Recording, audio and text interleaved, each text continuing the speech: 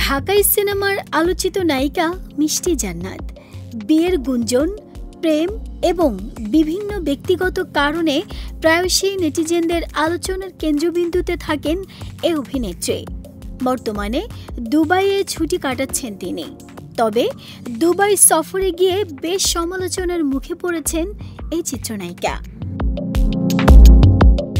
নেটিজেনরা বিভিন্ন রকম বিদ্রূপমূলক কথা বলছেন তাকে ঘিরে। সোশ্যাল মিডিয়ায় অভিনেত্রীর পোস্টে একের পর এক করছেন বিরূপ মন্তব্য, যা নজর এড়ায়নি মিষ্টি জান্নাতের। আর এবার তাকে ঘিরে বাজে মন্তব্য কিংবা পোস্টধারীদের বিরুদ্ধে আইনি ব্যবস্থা নেওয়ার হুমকি দিয়েছেন অভিনেত্রী।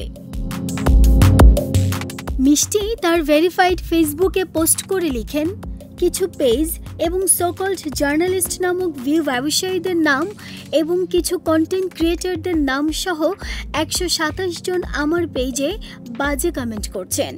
এদের স্ক্রিনশট, লিঙ্ক সবই এন্ট্রি করা হয়েছে এবং এসব সোকল্ড ফেসবুকার, টিকটকারদের নাম নিয়ে আমার লয়ার, পরিবার এবং আমার ফ্যান ফলোয়ার কাজ করছেন। মিষ্টি জান্নাত আরও জানান, তার এই মানহানির পেছনে একটি সংঘবদ্ধ চক্র কাজ করছে। তার কথায়, আমার মানহানি করবার জন্য অতি শীঘ্রই এদেরকে আইনের আওতায় আনা হবে। এছাড়াও একদল লোক আমার পেছনে লেগেই আছে, কাজেই এখন আর তাদের কোনো ক্ষমা নেই।